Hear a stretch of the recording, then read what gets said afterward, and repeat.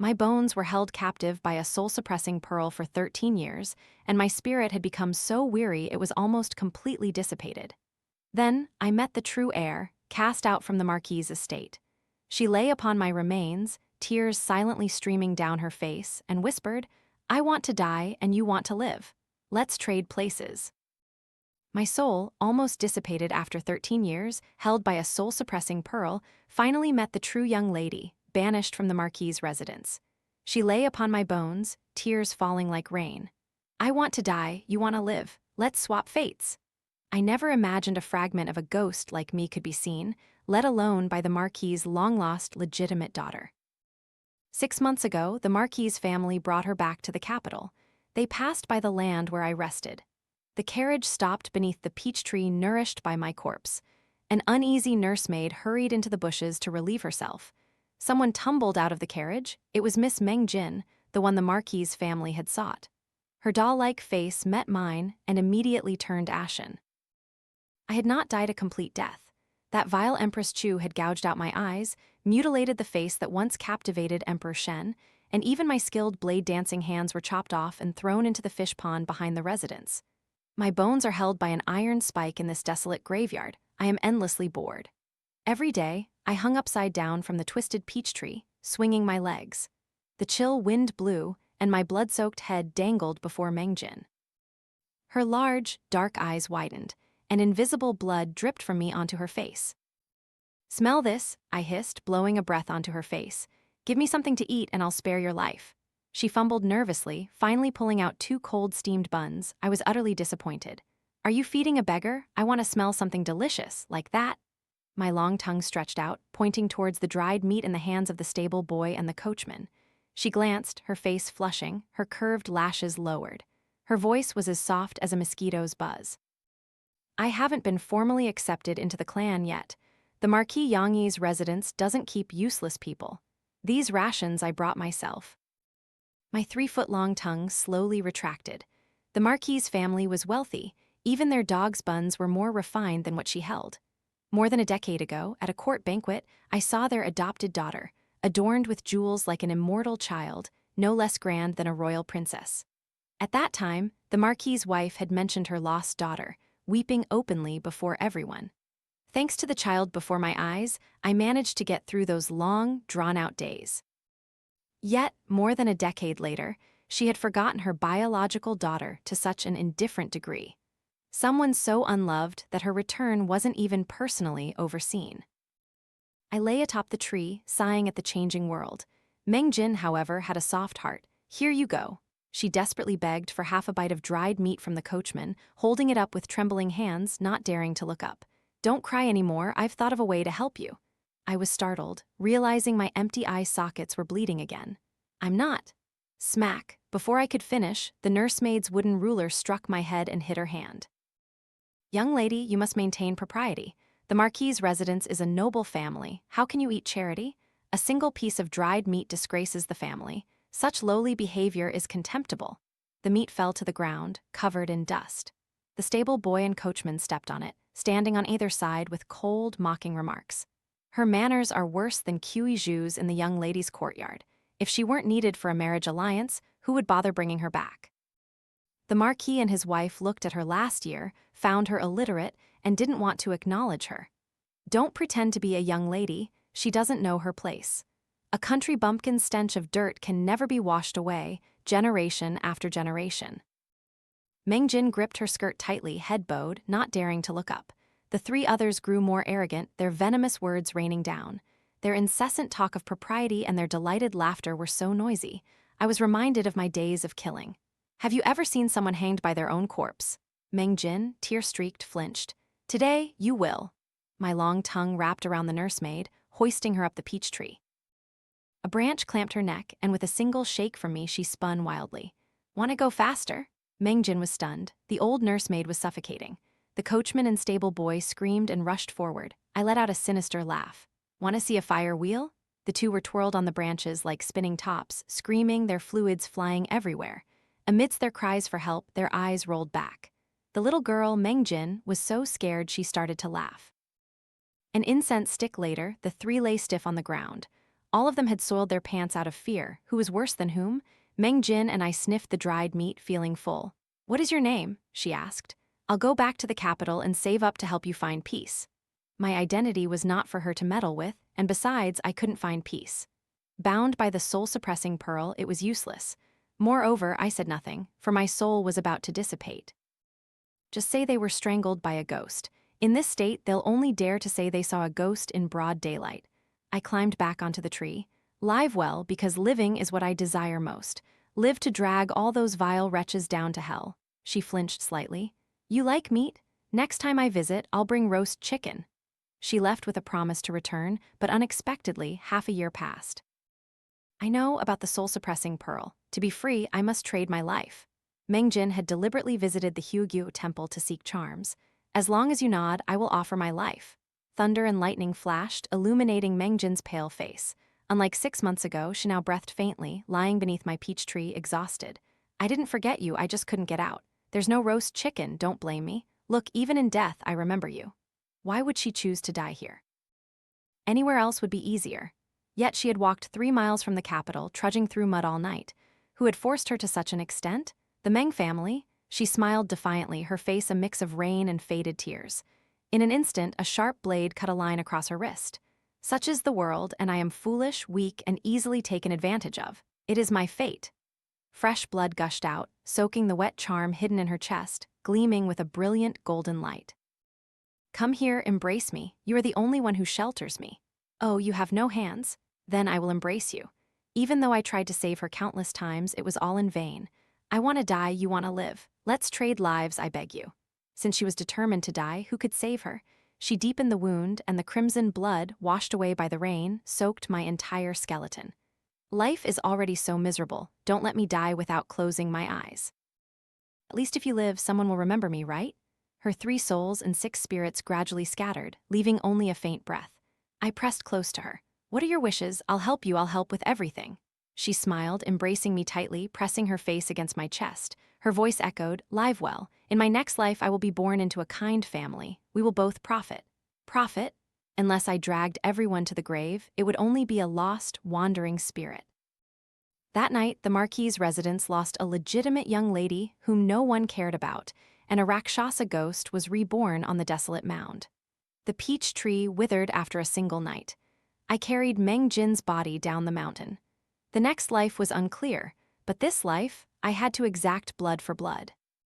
Before returning to the capital, I stopped by Hyugyu Temple. The Empress Dowager was there, fasting and praying for her imperial son.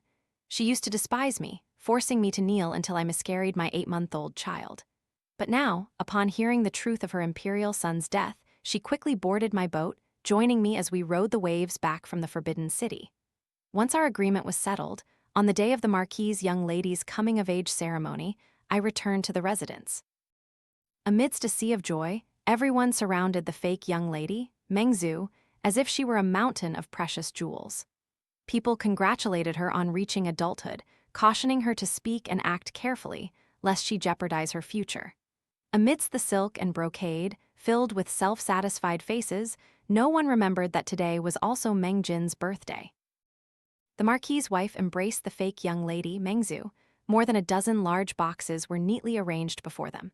"These items are from your mother's dowry. Your mother only received them after giving birth to your elder brother. Your mother gives them to no one else, only to my precious child." Meng Zhu pouted her lips, snuggling into the Marquis' wife's arms, giving an innocent yet mischievous smile. "I knew mother loves me most. Zhuer loves mother so much." Meng Yun Ting, the Marquis' heir, gently stepped forward, offering a gift. "Brother dares not compare to mother's heirloom treasures. Only this 5-colored agate was obtained from the third prince. Its meaning is naturally different." The third prince ranked third? Yes, it was him. HMPH, truly an unexpected gift. From above, the Marquis stroked his beard with satisfaction. "Father's gift is no less. I have petitioned the emperor. After your coming of age, I will arrange for your marriage to the third prince soon, so that the precious pearl in my hand may be fulfilled." Meng Zhu's eyes immediately lit up, but she didn't forget to stomp her foot playfully. "Father is so annoying, talking about this in broad daylight. I'm not playing with you anymore." Everyone laughed heartily, their words sweet as honey. Only within my body did the wounds still fester, aching with every touch. A cold wind swept through, biting to the bone, making people shiver uncontrollably. Are you shy now? I thought you were used to shamelessness by now, Meng Jin teased. Brother is so mean, mother scold him. All right, mother will teach him. Yun Tang, don't tease your sister. Your punishment is to take her shopping tomorrow and you'll pay for everything. Meng Jin cried out to the heavens. Mother is making it difficult for me. Don't you know my meager purse has all gone to that gluttonous cat? Meng Zhu stuck out her tongue and made a funny face. Completely deserved. What about me? Amidst their laughter, I stepped out, shattering the atmosphere. What will you give me? The laughter abruptly died. Discomfort at being disturbed was clear on everyone's faces. Meng Jin cast a cold glance. Still know how to come back? I thought you were so tough, but it turns out you've crawled back begging for mercy. Do you know how worried Zhu has been about you running away from home, losing sleep and appetite, daring to elope with a man truly shameless? The Marquis' residence is disgraced because of you? Meng Zhu was momentarily stunned, then quickly hid a fleeting look of hatred. Biting her lip, her clear eyes filled with tears. She tugged at Meng Jin sleeve. Brother, don't say that. I don't blame sister anymore. Even though she chased me out of the residence and I almost died, I have enjoyed the Marquis' wealth for so many years, and I am content. Perhaps her elopement was instigated. Now sister must surely know her mistake. She looked at me with sincerity. Sister, you've returned, so I should give everything back to you. It's just, sister, running away without a word left father and mother heartbroken. Remember to apologize. The Marquis' wife glared, shouting, I can't bear it. Last time after apologizing, she pushed me into the water. If she apologizes again, I fear even my bones will become fish food. And besides, mother only has one daughter, Zhu. Don't bring others to humiliate me. Meng Zhu blinked at me. Sister, quickly apologize. The Marquis roared coldly. Still not kneeling? I stood as still as a stone, but my body instinctively welled up with tearing pain. That was Meng Jin's soul, now scattered, but the ghost body still felt agony. Staring directly at the people before me, I offered one last chance. She has it, am I not worthy? Are you even qualified to compare yourself to Zhu? Meng Jin angrily roared. A rude country bumpkin who has disgraced the Marquis' residence countless times. If it weren't for Zhu protecting you, you would have died 10,000 times over. Elope with a man? Who told you about that? Meng Zhu, feigning innocence, took slow steps towards me, speaking as she walked. Sister, don't be afraid. You're home now and your family will help you resolve things. That letter, I already burned it for you. As long as you apologize to father and mother, you will still be the eldest young lady in the Marquis' residence, and we will still be a harmonious family. The Marquis' wife snapped. Look at this child. Even now she speaks well of you, yet you remain ignorant, repeatedly harming her. It's all because I favored her too much. Tell me, what aspect of yourself can compare to her? Mother is right. If it weren't for blood ties, I would have thrown a useless thing like you to the farm long ago. Father and mother are too soft. A disaster like her doesn't deserve to be a descendant of the Meng family. Everyone, don't say that, she'll be heartbroken. Meng Zhu intimately took my arm, her eyes dark, her sharp nails digging into my flesh. Isn't that right, sister? Rip, she prepared to fall when I yanked my arm away, but I stood still, unmoving. Stunned, she gritted her teeth and whispered, Fine, you despicable wretch. Why didn't you just die in the streets? These crude tricks had killed Meng Jin. I let out a sneer. The story of me eloping with a man came from your mouth. Her eyes flashed with contempt, but her face feigned injustice. Sister, are you blaming me? I didn't mean to. Crack, her lower jaw was dislocated by me. Confession is enough, no need for explanations. My movements were too fast. Only when she screamed, clutching her jaw, did everyone snap back to reality. Immediately, they all rushed forward to subdue me, but the nursemaid who charged first had her thigh bone broken by my kick, lying on the ground groaning. At the same time, a dagger pressed against Meng Zhu's throat, and her pressure points were sealed. Try to move. Perhaps my voice was too soft, causing them to misunderstand, as some still attempted to charge. Whoosh! The blade slashed across Meng Zhu's cheek, leaving a long cut, fresh blood soaking her face. It hurt so much. Father, mother, elder brother, Zhu's face is ruined. Scream more. She fell silent as I tossed her bloody ear at their feet. Her arrogant expression vanished, replaced only by terrified cowering. Everyone retreated towards the Marquis. I then stepped on the writhing nursemaid. Tell me, who chased your master out of the residence, and why did she fall into the water? She was in agony, covered in sweat, but remained stubborn.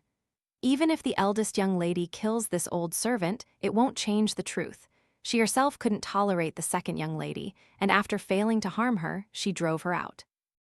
The second young lady was almost captured by bandits and still bears scars on her legs. Truly hard-mouthed, how interesting. As I lifted my foot, the Marquis's wife screamed, "Rebellious daughter, are you trying to rebel? Don't you want gifts? I'll give them to you. If you dare harm Zuer, I will never acknowledge you in my life."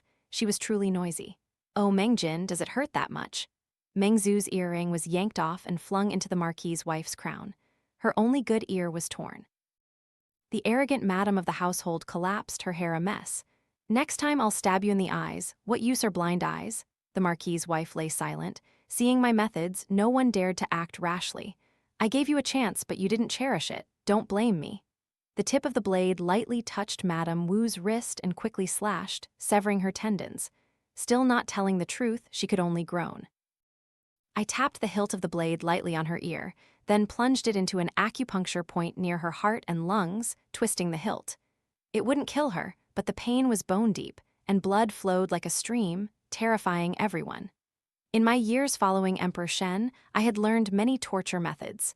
Using them on this old nursemaid was a bit of a waste, but effective.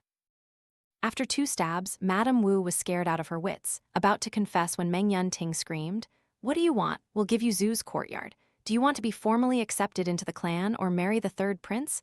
Put down the knife, let's negotiate, don't commit murder." His babbling infuriated me. "Come here, I'll tell you." He hesitated, then stepped forward, guided by Meng Zu's gaze. Before he could pull the knife from his neck, I had already strangled him. 10 slaps knocked out his bloody teeth. He fainted, collapsing to reveal the knife. "So much talk, you deserve to die." The Marquis trembled, looking at me, then gritted his teeth and ordered, "Listen to her. No one is to make a move." I smiled, satisfied. The cold blade tapped Madame Wu's face. "No." She no longer dared to be stubborn, confessing all the grievances Meng Jin had suffered. The young lady from the countryside was always treated coldly. As soon as she returned to the residence, she was confined to a small courtyard for making Zu cry. Later, she was accused of breaking a cherished imperial jewelry piece of the fake young lady's, arguing with servants, then setting the courtyard on fire. She was even said to be jealous when the fake young lady was favored by the third prince, pushing her into the lake, and finally, using her identity as the true young lady to drive the fake young lady out of the Marquis's residence. If the Marquis's family hadn't found her in time, the fake young lady would have been harmed by bandits. A fingernail-sized scar on her leg caused the entire Marquis's family to expel the true young lady to teach her a lesson, but instead, she angrily ran away with her lover. All of it was the second young lady's orders. She couldn't bear being overshadowed by the eldest young lady's blood ties, so she wanted the eldest young lady dead. From beginning to end, it was all the second young lady's scheme. The eldest young lady never did anything bad. When the eldest young lady was confined, the second young lady was responsible for bringing her food but never delivered it. For an entire month, the eldest young lady survived on leftover broth from the servants. The birthday gift the eldest young lady prepared for the madam was a peace pouch, stitched stitch by her own hand, not the lump of dirt the second young lady swapped it for. The medicine for the master's cold was also personally prepared by the eldest young lady, boiled over a fire. Only because she was barred from the study was the second young lady able to add laxatives to frame her. Confinement, kneeling in the ancestral hall, beatings, even expulsion from home to face life or death. Meng Jin suffered so much injustice right within her own family. She returned with a heart full of hope, only to find that the affection she craved had been stolen by someone else. Her blood relatives, who should have loved her, instead showered her with cruel hatred. Betrayed, despised, driven out, and oppressed by her own family, how lonely she was. I sighed and continued to ask, "What about the affair?" Madame Wu trembled, saying, "The eldest young lady never had an affair. It was the master and madam who drove her out of the Marquis's residence to teach her the plight of someone without family. The second young lady bribed bandits to harm her in the outskirts. And that letter was indeed written by Qi Zhu. She is good at imitating handwriting." As I coldly looked at Qi Zhu in the crowd, she fell to her knees in fear, confirming Madame Wu's words and providing more details. Finally, she kowtowed repeatedly. "It was the second young lady who forced me. We servants wouldn't dare disobey. Please, eldest young lady, spare my life. Look, when I hold a knife, everyone bows. Meng Jin, you only lacked a knife." Meng Zhu's crimes were clear as day. Bring Meng Zhu for public execution? Who dares? The house guard I had intentionally released led the furious third prince, Shen Yuchen, to the scene.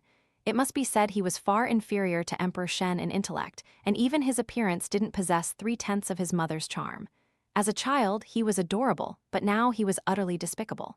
How dare you look at this prince? Meng Jin, you are truly despicable. He clutched Meng Zhu, who was on the verge of collapsing. Surrounded by guards, he roared, "You have gravely injured an imperial official and my fiancé. Meng Jin, are you insane? Do you want to die? Hand this vile wretch over to the Dali Temple for punishment." "Oh, you want to arrest the Marquis' daughter here. Have you asked the master's permission?" Despite knowing the full truth, despite knowing Meng Jin's grievances, the entire Meng family remained silent when faced with the third prince. How can a daughter's injustice compare to the Marquis' wealth and prestige? Meng Jin, they are not worthy.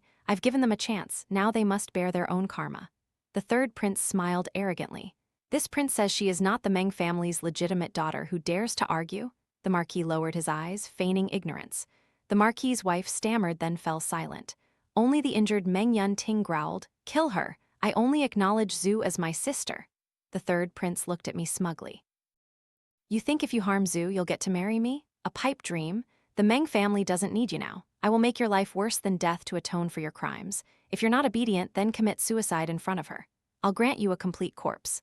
I took a deep breath. The third prince, to protect his beloved, disregarded imperial law and was determined to have me dead.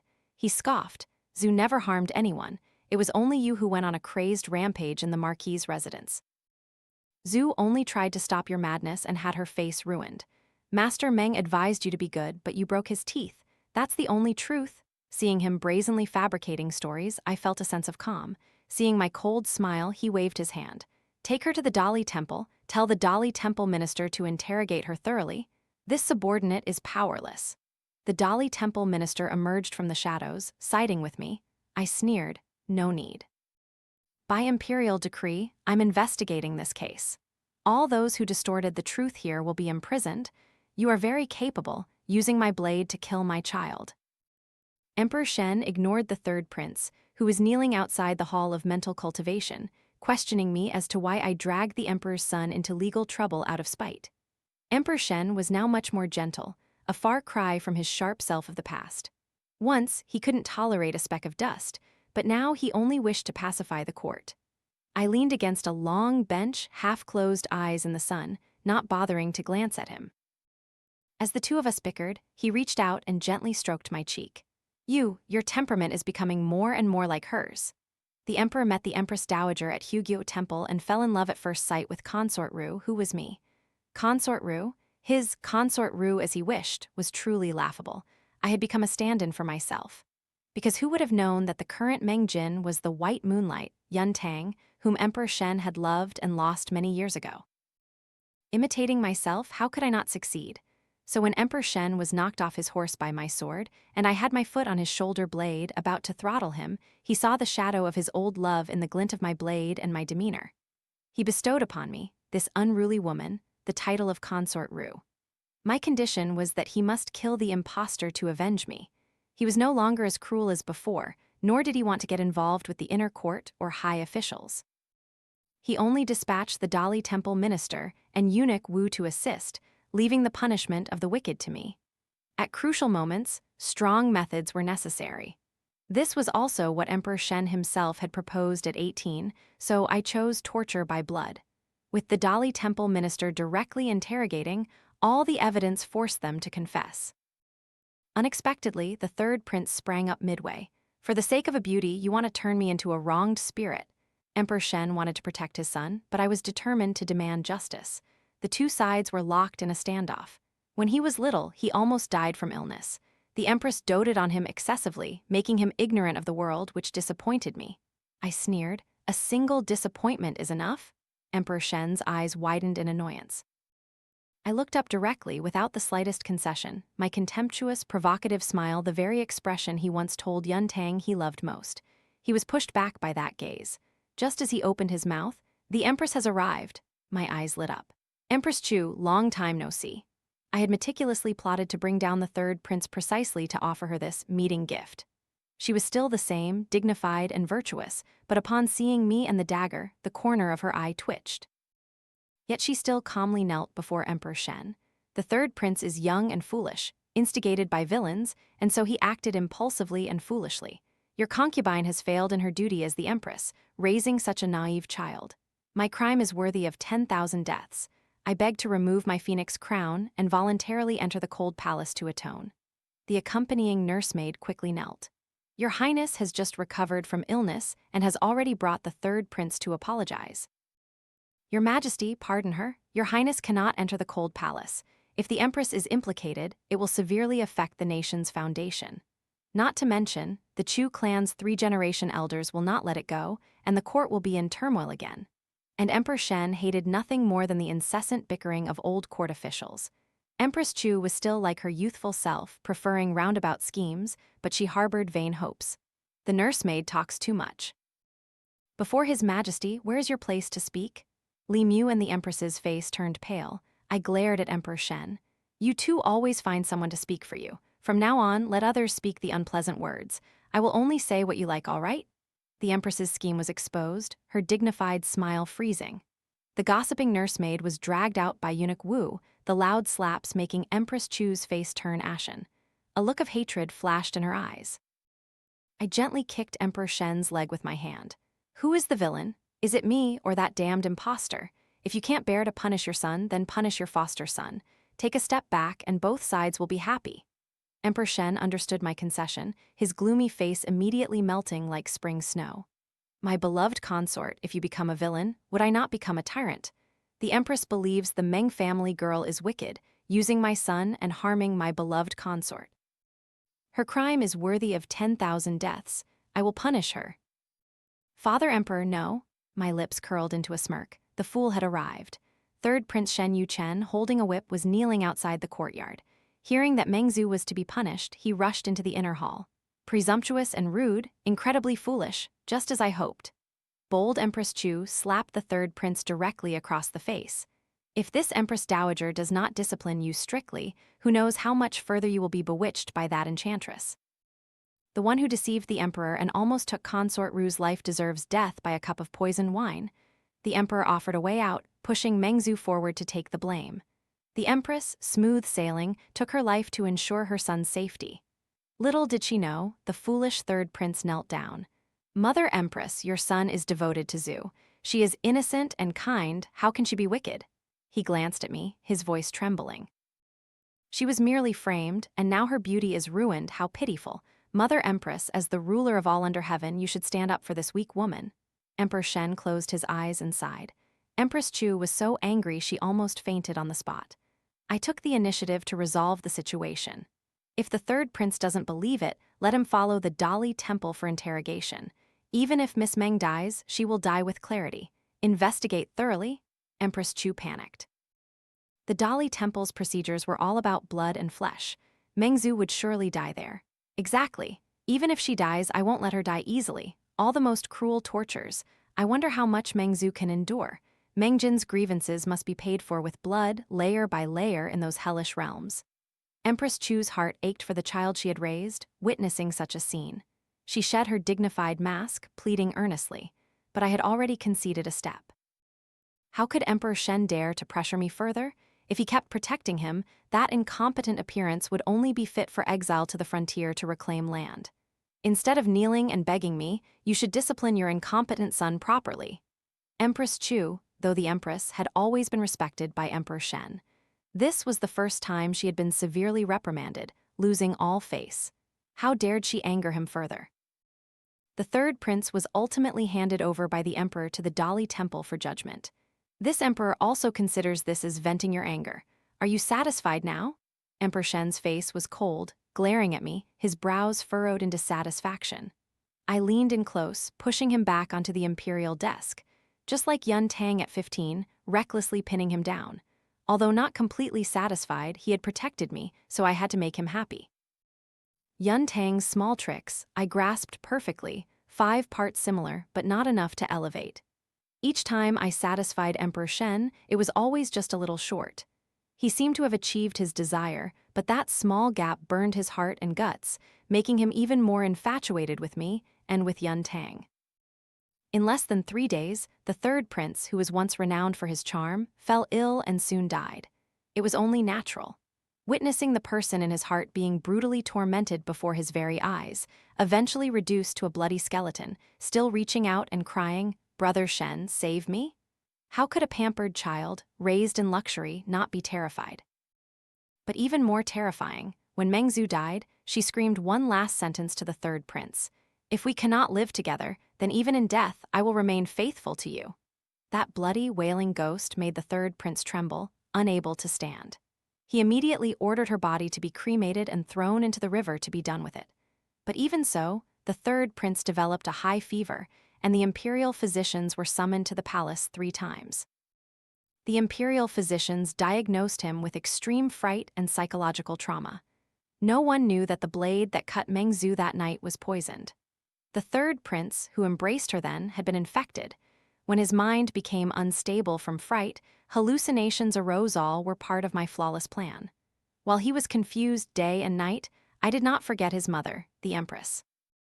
For the palace servants' negligence in allowing the prince into the inner hall that day, I directly executed several of Empress Chu's informants. A blood-stained list was brought before Empress Chu. It was said that she was so furious her face turned green. Her unhappiness brought me even more satisfaction. That night, I ordered someone to bring Meng Zhu's blood-stained clothes to the Marquis' residence. The Marquis' residence misses its daughter. This concubine grants you a small memento. It was said that the Marquis' wife was so enraged she vomited blood, and the Marquis' residence became a laughingstock for all under heaven. Sitting cross-legged, munching on melon seeds, Emperor Shen sighed endlessly. "My imperial son is so useless. Death would be less humiliating."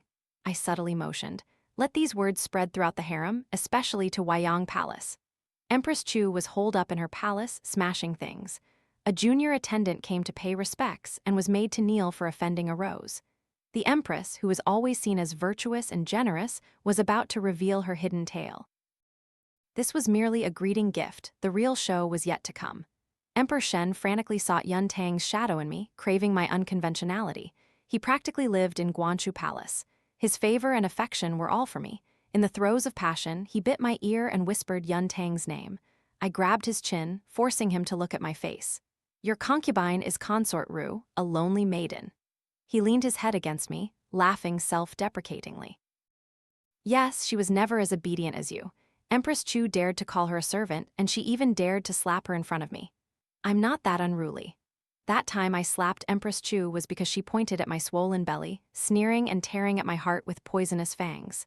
You have killed countless people. I don't believe retribution won't fall upon your son. So what if it does? Can he be born? And if he's born, how will he live? Who knows?" But the consequence of that slap was that I was punished by the Empress to kneel for half a day and lost my child. Only much later did I learn that day she provoked me, she had brought with her blood-activating medicine. From the very beginning, she had aimed to make me miscarry. My son died because of her scheme. Her son will never live in peace. No matter how well she protected him, he would ultimately be ruined by my hands. I pointed at Emperor Shen's sharp eyes, but I couldn't find the old shadow there. "Then where is she?" Emperor Shen stiffened, gently withdrawing his hand from beneath my pillow, turning his back and saying flatly, "It's late, go to sleep." "I can't sleep. I miss my little brother." "Emperor Shen, you carried my secret message to save the emperor from hundreds of miles away. I was trapped in a prince's residence, surrounded by Empress Chu's elder brother." Empress Chu hid my little brother, pressing a dagger against his chest, forcing me to drop my sword. "Rebellious traitor, you die or he dies. Choose." The Yun family was wronged, the entire clan annihilated, leaving only my brother and me. I braved blood and fire for Emperor Shen first, to one day clear the Yun family's name, and second, for my little brother to live in peace and prosperity. He was only 7, just 3 years older than third Prince Shen Yu-chen. While third Prince Shen Yu-chen was treated like a fragile egg, knowing no hardship, my brother was determined to tread through blood to clear the Yun family's name. He studied diligently for the imperial exams to be a support for his sister. Even as a prisoner under Empress Chu's blade, he remained strong, saying, "Sister, you've done enough for me, for the Yun family. If you don't leave, I won't live alone either." Empress Chu's elder brother placed a foot on my little brother's back, the sound of bone breaking tore at my heart. If he leaves, I will make your life worse than death, hanging you on the city tower for all to see. Seeing me hesitate, unwilling to drop the sword, my little brother's hands, tied behind his back, were twisted and broken by him. The 7-year-old child was pale with pain, yet still forced a smile at me. Sister, it doesn't hurt. I'm a man, I can bear it. My little brother's legs, trained in martial arts, were snapped with a single kick. When Empress Chu's blade was about to pierce my little brother's eyes, I dropped my sword. A sharp sword pierced through my chest from behind.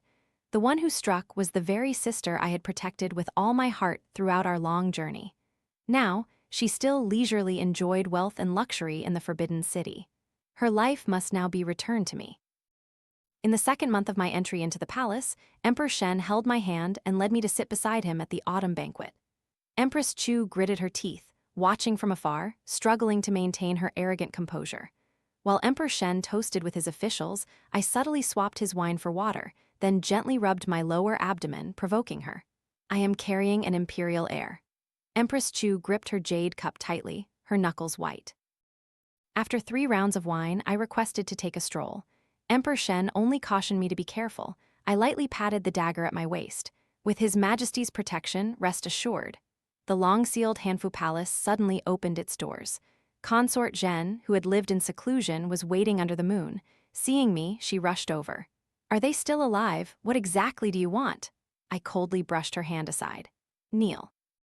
Her face pale after a struggle, she finally bowed down submissively. Your concubine pays respects to your highness. I sat high, looking down, not bothering to help her up. Why is this Hanfu Palace more dilapidated than the courtyard from before, or has Empress Chu not treated you well? She smiled bitterly. As a pawn who can no longer bear offspring, this is already fortunate. What do you want your concubine to do? I only want to know if my family is still alive. I didn't answer, throwing down a packet of medicine. Recently, you should frequently visit the Empress's palace. Old friends, confidants. Her favorite imperial son is bedridden and missed the banquet. Surely your comfort is needed. Her eyes fixed on the packet of poison, finally trembling as she grasped the path to death. Then, can you release my mother and little brother? I stood up abruptly. You are not qualified to demand anything. You have already exposed your weakness to another's hands, yet you still haggle.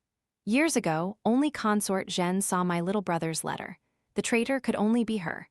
Blood debt must be paid with blood. Do you think you are worthy of setting conditions? From the moment I gave her the tokens of her mother and brother, I had destined her to countless sleepless nights until her last breath. On my way back to the banquet, Consort Chen blocked me. She smiled like spring. Your Highness resembles an old acquaintance. I glared. Yes, I know. The Emperor proposed, making it clear I am merely a shadow replacing his white moonlight, granted the noble title of consort with ample food and clothing. What more could I ask for? Consort Chen's face paled, her words of discord caught in her throat. Isn't this the perfect time for the second prince to emerge? Why not seize the opportunity? The Emperor is troubled by his useless princes. Missing this golden chance, it will be hard to find another in later years. Compared to the Empress's pretense, your smile makes me feel much closer. Consort Chen's eyes lit up, and she gently took my hand.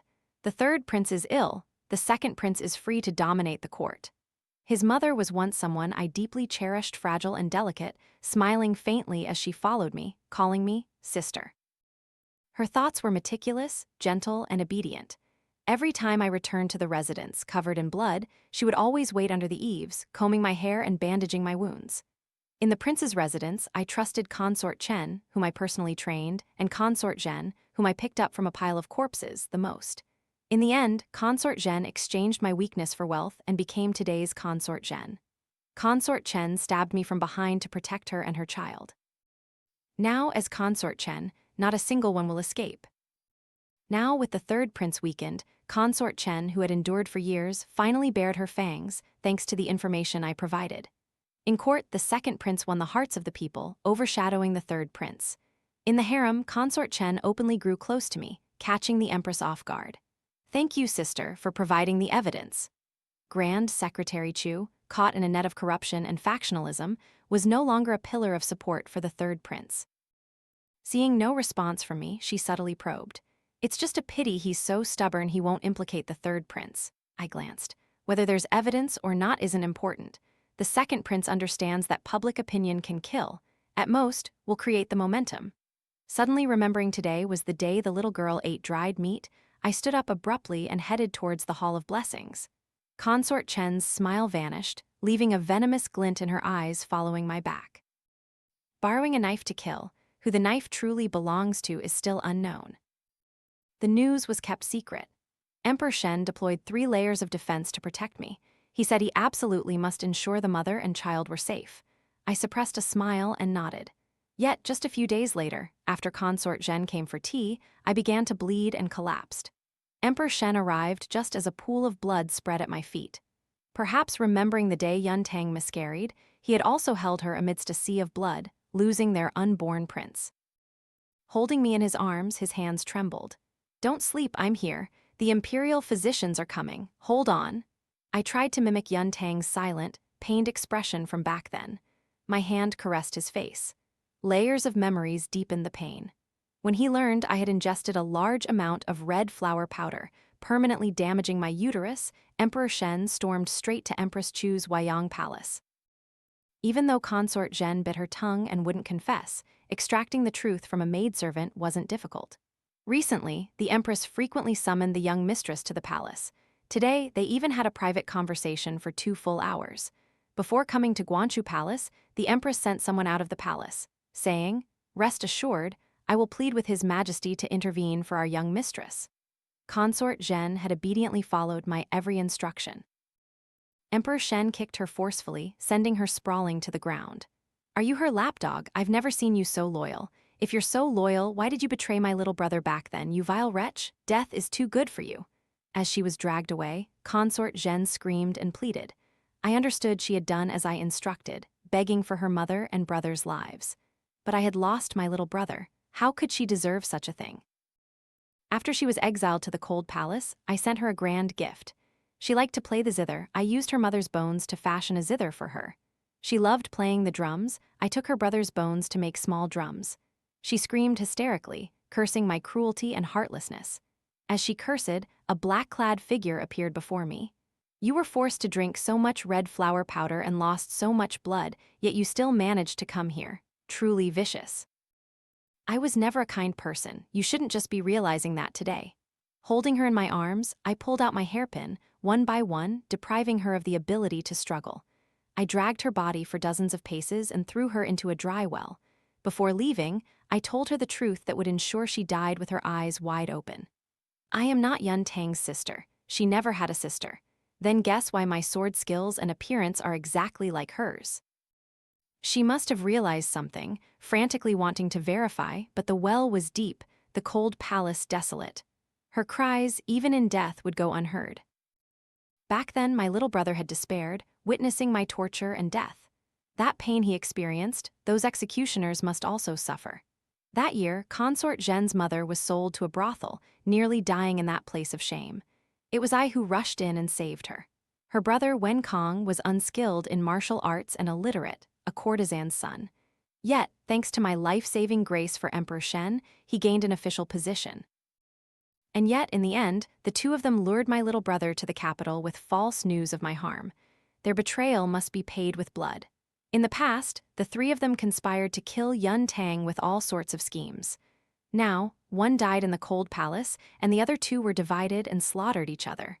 I no longer had weaknesses to be controlled. This time, would I still lose? Upon returning to the palace, my body was weary. Emperor Shen was sitting by the bed, reading a book. He ignored the blood on me, only fearfully grasping my cold hand. "Your body is too weak to bear the cold. Come here, I'll warm you." His embrace tightened, wanting to make up for the other figure within me, but no matter the version, I found no joy. If Yun Tang needed companionship, he stayed in Empress Chu's courtyard and didn't give it to her. Now I wanted a bloodbath, but he was hesitant, unwilling to indulge me. "Your concubine has killed people, she deserves it." He didn't ask who I killed, it didn't matter. Not meaningless killing, but people whose deaths were insignificant. I almost succumbed to his loving embrace, but fortunately it was only almost. The mastermind, the Empress, was forgiven by him. She was granted authority to manage the harem, confined to Huayang Palace to recuperate, which he considered revenge for me. "When you recover, I will make you a noble consort. Can you stop causing trouble?" causing trouble. When Consort Zhen's body was discovered, I sent a blood-stained hairpin as a visiting gift to the Empress in Huayang Palace. It was said the hairpin still carried the scent of death, and the Empress vomited all day. When the matter was reported, Emperor Shen came to coax me. I didn't respond, only clipped a plum blossom branch with a snip. What if your concubine insists she pays with her life? Meng Jin, he reminded me, is Meng Jin, the useless, hopeless girl in the Marquis' residence. All of this was granted by him. I had to be obedient and let people crush me. It was a warm spring in the 3rd month, but my heart was icy. Did she also die at her hands? Did you also protect her like that? A blunt question that choked Emperor Shen. I have important matters today. I will visit you tomorrow. Whenever Yun Tang was mentioned, he evaded because he felt guilty because he dared not face it. Your concubine heard that she forced her to commit suicide. Emperor Shen stiffened, his eyes fiercely landing on my face, but I was not afraid. One death isn't enough, you want my life too? You two never loved her, nor did you ever feel anything for me. Nonsense. For the first time, he lost his temper, slapping me. I've pampered you too much, making you ignorant of the world. Who do you think you are? Just an amusement I keep. From now on, stay in the palace and recuperate. You're forbidden from going anywhere. He loved my wildness, yet hated my defiance. Just as he once loved Yun Tang with all his heart and sacrifice, yet criticized her for being too cruel. He liked Empress Chu's dignity, Consort Chen's grace, Consort Zhen's obedience. Thus, he tore Yun Tang's heart to shreds. In reality, he only loved himself. I threw down the scissors, looking at Emperor Shen's resolute back, and quietly whispered, I once gave you a knife, offered you a chance to atone, but you didn't take it. Don't blame me. Afterwards, I was abandoned in Guanshu Palace, not seeing Emperor Shen for many days. The world gossiped that Consort Ru was unruly and displeased the Empress. Now she was out of favor. Consort Ru out of favor, the Empress ill the happiest was Consort Chen. She held the power to oversee the harem, and her son possessed evidence of the 3rd prince's corruption, holding sway in court. The 3rd prince was impeached by officials repeatedly, leading to Emperor Shen's utter disappointment. Finally, he stripped the 3rd prince of his military power and sent him back to his residence to recuperate. Hearing the news, Empress Chu coughed up blood, weakly dragging herself to seek an audience with Emperor Shen. That day, I flew a kite in the courtyard. The eagle kite soared and circled vividly, as if real, hovering above the palace rooftops. Emperor Shen stood outside Huayang Palace, gazing for a long time. As soon as he entered, he had a fierce argument with the Empress. This eagle kite was once a birthday gift from my little brother, shot down and presented to Emperor Shen. He remembered his little brother, and he remembered what he once said, Sister has nothing but the 2 of us. She can risk her life for me, and I should use my life to protect her. My little brother could do it, but he couldn't. That was an incurable wound. The Empress, moreover, rubbed salt in the wound, naturally unable to save her son's life. The Marquis' residence, always ostracized by aristocratic families, saw my decline and began to fish in troubled waters. The Marquis sent a letter issuing orders as if bestowing a favor. Quickly acknowledge your ancestors and return to the clan. Father will send a daughter from a branch of the Meng family into the palace to help you consolidate favor. The child born will be raised under your wing, and you will have support. Only by holding tightly to imperial grace can you and the Meng family have a future. Autumn grasshoppers still dared to jump around. Since he sought death himself, I would naturally do my best to send him off. Seeing the Empress and Consort Chen in full opposition, I no longer needed to hide. So that letter was placed on Emperor Shen's desk. What emperor would want his imperial bed and descendants to be manipulated by officials, especially when a favored consort, just after her decline, was despised by the world? In just one night, the Meng family was implicated in a rebellion plot, their fortune confiscated, and the entire family exiled in a flash. See, if the emperor wanted to act, it would only take an instant. It was just that he didn't want to. Emperor Shen remembered my isolation and helplessness again. After a month of sulking, he visited me. You've learned your lesson, you must learn to be obedient. My dagger was confiscated. I could only bite my nails. Didn't His Majesty once say he liked your concubine's wildness and unruliness? He saw I still dared to argue, and his anger subsided. The harem is no place for swords. There are many ways to protect yourself. I will grant them to you, but you must be obedient. I pouted, unless your Majesty compensates your concubine with a child. A small matter. Next to the Empress Dowager, a weak, kitten-like prince was brought before me. The boy timidly hid behind someone without a trace of princely demeanor. The wet nurse quickly apologized. "Your Highness, please forgive him. The fourth prince is frail and a bit timid." This child lost his mother at birth and was raised under the Empress Dowager. The Empress Dowager was often absent from the palace, so he fell into Empress Chu's hands. For 10 months, he was ill for 8, but he survived and now belonged to me. I smiled, standing up, a rare benevolent expression on my face. "Come here, my child, come here so mother can get a good look at what my son looks like." I asked for him from Emperor Shen. Meng Jin's body was unsuitable, and I was not foolish enough to give him a weakness. Moreover, I couldn't wait any longer. Using what was readily available was perfect. Without family influence, I only had Emperor Shen, and he wasn't on guard. This adopted child, naturally, had excellent tutors and a beautiful residence. Even Emperor Shen, when attending to me, often played chess, painted, and occasionally watered flowers with the obedient fourth prince. Seeing me rise higher, my son gradually showed his brilliance. Consort Chen couldn't sit still.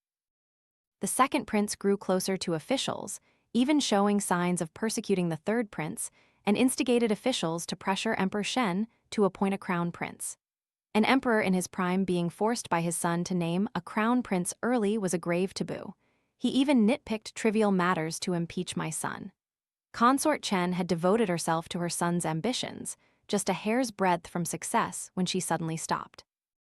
The second prince, forming factions and harming his brothers, a vicious serpent, was exiled to the remote palace, stripped of all glory and forever unable to rise again.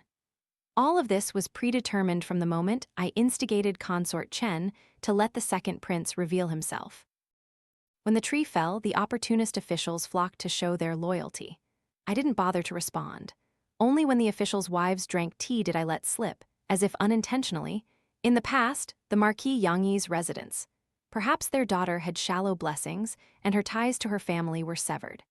Combined with the fact that I had once resided in the Marquis's residence before entering the palace, someone immediately understood my meaning. Master Meng couldn't endure the hardships of exile and committed suicide by jumping into a well, his body becoming fish food. Only his bones were recovered. The news of his demise reached them, and the old Marquis Meng collapsed, bedridden with grief. Madame Meng was now like an old servant, toiling endlessly without even enough to eat. Isolated, widowed, and suffering endlessly, her misery was beyond description. They suddenly remembered they had another daughter, remorsefully inquiring. Others coldly replied, "His Majesty's favored consort is not someone you can inquire about. Abandon any thoughts of climbing higher." I, meanwhile, dried meat, the most delicious pieces. My son asked, "Does Mother Consort still hurt?" I rubbed my chest. "It doesn't hurt anymore." Meng Jin, she no longer hurts. The pain was Yun Tang's. I never imagined someone would turn my unfilial chest beating into an essay. When I was made noble consort, the censor impeached me, saying I was unworthy of the position. Emperor Shen flew into a rage. I advised him, "Noble consort or not, your concubine does not care. Having His Majesty and Ranner by my side is enough." "Is it really enough?" Consort Chen, smiling like a flower, entered. Before her was the Empress, who had not appeared for a long time. The two, whose sons had fallen from grace, now joined forces. "Is Consort Ru truly the Meng family's daughter?" A direct stab at my heart. "Of course not," I answered directly. Their faces changed color. I continued, "This concubine is an orphan, don't you know?" Consort Chen, still maintaining a compassionate face, pulled out incriminating evidence. "But these things prove you are not an orphan, but a descendant of a criminal official of the Yun family." Emperor Shen gripped my hand so tightly it hurt, his eyes filled with suspicion. "A descendant of the criminal Yun family? Is that true?" Empress Chu sighed regretfully. "Years ago, the side consort was discovered to be a descendant of a criminal official, so she couldn't escape her fate of jumping into Wyong Lake. I never expected her to have such a beautiful younger sister. What a pity." Her mouth spoke of pity, but her face couldn't hide her triumphant expression. Perhaps they thought that by joining forces once more, I would die without a complete body.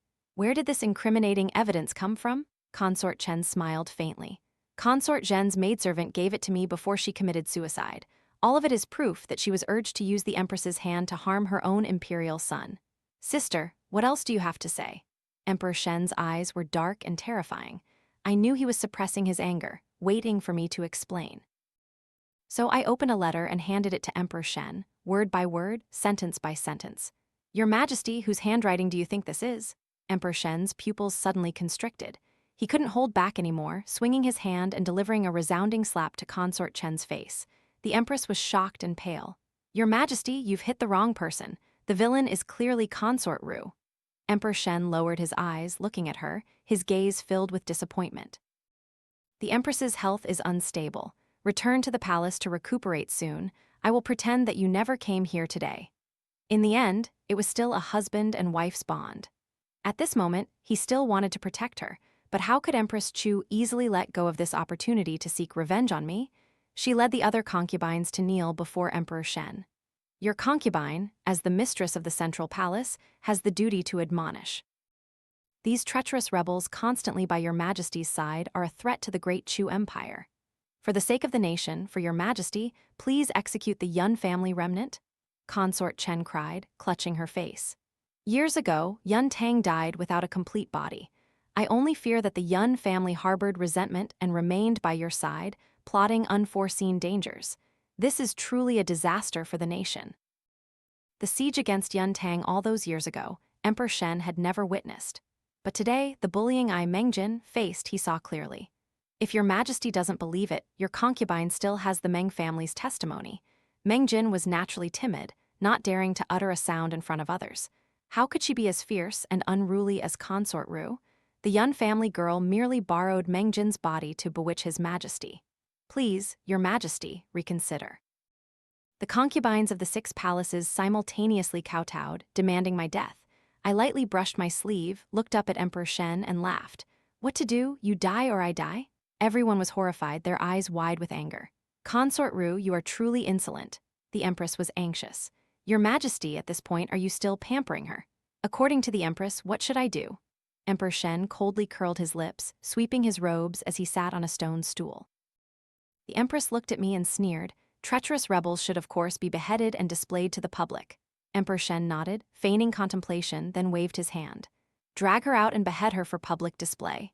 The Empress and Consort Chen exchanged glances, clearly triumphant, but immediately after, Eunuch Wu dragged away Consort Chen. Consort Chen was terrified, her once gentle face now filled with panic. "Insolent, you should be arresting Consort Ru. Why are you arresting me?" The Empress was also bewildered. "Your Majesty, what does this mean?" Emperor Shen looked at them as if watching a play.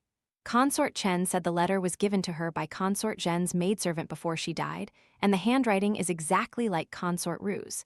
Based on that, she condemned Consort Ru as a rebel. But Consort Chen doesn't know that during the years Consort Ru wandered outside the Marquis' residence, she was essentially illiterate. How could she write letters? Everyone was stunned. The Empress quickly argued, "Consort Ru's calligraphy has been widely praised. How can you say she's uneducated? Your Majesty, don't let her deceive you."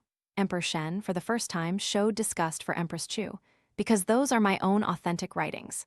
They were struck by lightning, frozen in place.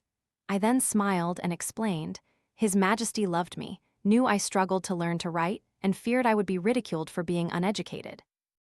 So he used his left hand to write some trivial poems for me to use as a cover.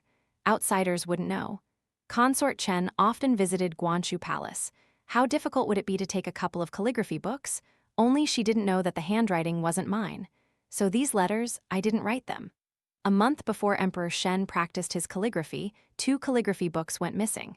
That day, only Consort Chen came for tea. At the time, I laughed and said, "Perhaps Consort Chen and His Majesty are kindred spirits, even appreciating your Majesty's authentic writings." Emperor Shen even teased me for being jealous then. Consort Chen was terrified and despairing. Even if she cried out her innocence, she couldn't escape her fate of entering the cold palace. The Empress collapsed to the ground, knowing her power was utterly lost. Emperor Shen took my hand and walked past the crowd back to Guanshu Palace, not even sparing a glance for the Empress behind him. I was wrong. I shouldn't have been lenient with her. He embraced me, his body trembling slightly. I knew what he was thinking of. Years ago, at Yun Tang's death, everyone remained silent, only leaving the words. She drowned herself in Wyong Lake. Yun Tang was afraid of water, extremely afraid of water. If not forced, she would never have jumped into the lake. But he didn't know that even more terrifying than drowning was the 7 layers of hell. I endured layer by layer until the 5th layer before I stopped breathing. From beginning to end, my little brother was forced to witness my brutal torture. The bone-deep pain surged again, but he only sought comfort from me. Today, he protected me. That was enough. He held me even tighter.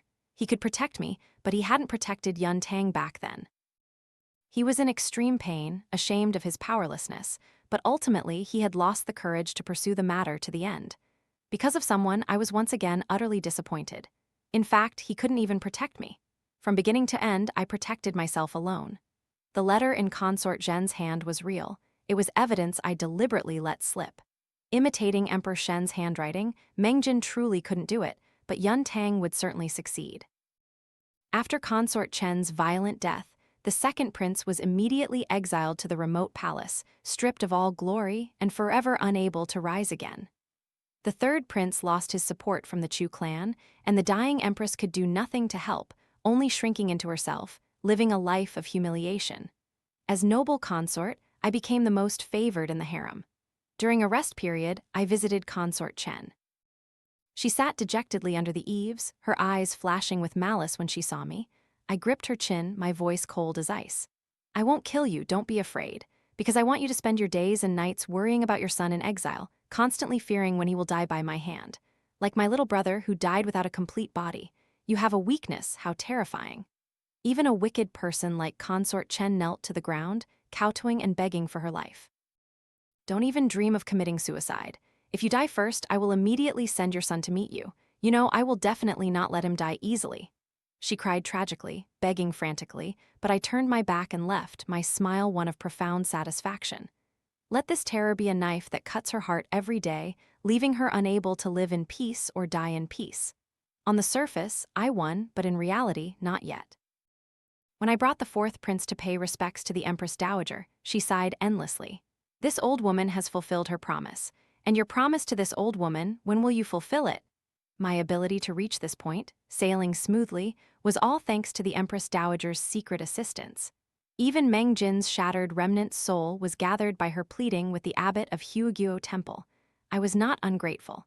I handed a sealed letter to the Empress Dowager. One last time, may your highness be well. On the way back to the palace, the fourth prince asked, there are so many princes in the palace. Why did Mother Consort choose the most useless one, your son? The dazzling sunlight stung my eyes. I swallowed hard and replied, because of my fate with you. But he didn't know that my bones, bearing the soul-suppressing pearl, should have sunk into Weiyang Lake. It was his mother, your concubine, who was placed in an opposing mansion by the Empress Dowager, who secretly swapped the burial sites. She buried me outside the desolate graveyard, planting a peach tree as a mark. If he dares to risk his life to clear your name and avenge you, I will lead him to that peach tree, which will bear witness. But Emperor Shen, for power, for the recently acquired crown prince position, and to avoid scandals in the harem, suppressed my death and the Yun family's injustice. No one sought me out. I knew early on I had been abandoned. Noble consort, come here, I just painted a portrait, take a look. Emperor Shen, full of affection, reached out his hand. I smiled and took it. The person in the painting had a beautiful, radiant face, half smiling, half not, exuding an unruly and cold demeanor. It was me, yet not me. I only have you, we must grow old together. His gaze, fiery with passion, reddened his eyes. He feigned sincerity, so I returned the sincerity. But less than half a month later, when the imperial preceptor declared me an evil sorceress and Meng Jin's father, he didn't hesitate to hide behind the imperial preceptor. Whether true or false, let the imperial preceptor perform the full ceremony. I will be at peace, and you will also be at peace. The ailing empress stood beside Emperor Shen, her sinister eyes fixed on me, mouthing words for me to see. You are about to die by my hands again. The imperial preceptor who had years ago sealed the soul-suppressing pearl into my bones was now invited to destroy me 15 years later. But Empress Chu, people don't fall twice in the same place.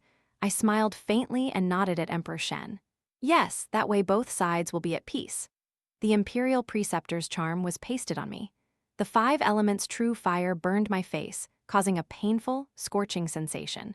I still smiled at Emperor Shen. He, feeling a hollow guilt, dared not look directly. Recalling this life, my biggest mistake was seeking warmth with the lonely Emperor Shen when I was at my weakest. I risked my life for him, yet he dared not speak up for me. Pity for my little brother whose bones sank into the river, never to be reunited. The long, drawn-out ritual ended. The Empress cried out in alarm, How can this be? I sat down, exhausted, my eyes sharp as I looked at her. Does it have to be as the Empress says, that I must vomit blood and die here? No sooner had I spoken than Emperor Shen's face turned ashen, he spat blood and collapsed. In my chest, the white jade containing Meng Jin's remnant soul subtly vibrated. Good, borrow the true dragon's aura to reshape her soul. You audacious sorcerers, daring to harm the Emperor, take them away. The Empress Dowager arrived in a hurry, with the real imperial preceptor behind her. The Empress used the sorcerers to harm His Majesty. The Empress Dowager immediately sent her to the cold palace. This was my plan, to kill two birds with one stone, borrowing a knife to kill, so that both the Empress Dowager and I would have our wishes fulfilled. Emperor Shen's face was like a withered leaf, lying on the bed, unable to speak. Knowing he was about to die, I told him the story of the sorcerer who borrowed his true dragon's aura 15 years ago to seal the soul-suppressing pearl into Yun Tang's bones. Yun Tang died, but her soul was not at peace. She became a wronged ghost, longing for her husband to come for her. But later, the one who came for her was a girl named Meng Jin. Emperor Shen's eyes widened. Guess why he dared to risk his life to help me take your life? Because if I used blood sacrifice, he would suffer a backlash and his soul would dissipate. In this life, only when one is struck does one know pain. I don't need anyone's regret. I want them to feel the pain to their very core, including you, Emperor Shen. Emperor Shen stared, his expression complex. How does it feel to die at the hands of the very legitimate noble lady you respected? It must hurt terribly, right? Did you know how much my heart ached when I learned of your repeated betrayals? Each tear you shed, abandoning me, caused even more anguish. Emperor Shen's eyes were bloodshot, staring intently at me. Are you looking at Meng Jin or Yun Tang? It doesn't matter, they are all me. It's just that you're not worthy. The Empress Dowager will take good care of her. After all, she raised her for so many years, only to have her own son killed by her hands. Her hatred is greater than all under heaven. The empire? Yes, what she loves most is the nation. Hand it over to my son. After all, half of this empire was helped by my hand to win for you. You manage half, and I'll take care of the other half. I stood up and left, not bothering to look back. Only Empress Chu in the cold palace was where I visited most often. Each time I came, I brought gifts. Sometimes it was her parents, who had once plotted against her. Other times, her elder brother, who had once been her backing. And finally, the mother who had given me the abortifacient that killed my son. Each person, I mimicked the way her elder brother had once treated me, making her undergo the most agonizing punishments until she finally stopped breathing. Empress Chu initially hated me, screaming hysterically, only wanting to fight me to the death. Later, she became terrified, kneeling and pleading with tears. I did not accept, continuing to humiliate her. Finally, she went mad and tried to commit suicide, but was stopped by the guards. She must be carefully taken care of every day. Anyone who dares let her die, this concubine will exterminate their entire clan. The cold palace buried her family, whose remains kept her company day and night. Empress Chu could not die, nor could she live, like the peach blossom I once hung on the tree, withering day by day. My revenge was exacted. My son ascended the throne as the new emperor. He respected me immensely, and under my subtle guidance, he cleared the Yun family's name. Free from worries, the youngest Empress Dowager in the court now possessed boundless good fortune. Banquets were endless. The world criticized me for fearing loneliness and indulging in luxury, but I ignored them, remaining defiantly unconventional. It wasn't until I saw the wife of the Duke of Yang'an, pregnant with a child, at a banquet that my face lit up. The Duke of Yang'an's family inherited their title, and their family traditions were strict. Unless there was barrenness, they absolutely would not take concubines. The Duke's son and his wife were childhood sweethearts, deeply in love. Before their child was even 5 months old, they had prepared all the necessities for its entire life, showing profound affection. Such a family was truly worthy. Little Madam of the Duke of Yang'an, come here. This old woman sees you have good fortune and grants you a toy. The little lady glanced at the Duke's son, waiting for her husband's reassuring gaze before daring to step forward. I helped her take the white jade, hidden for a long time, and placed it in her hand. Carry this with you every day to ensure a safe pregnancy. She smiled and thanked me. Watching her figure fade into the distance, I remembered the girl who once ate dried meat with me under the peach tree. Next life, be born into a good family. I have found it for you. You must be happy.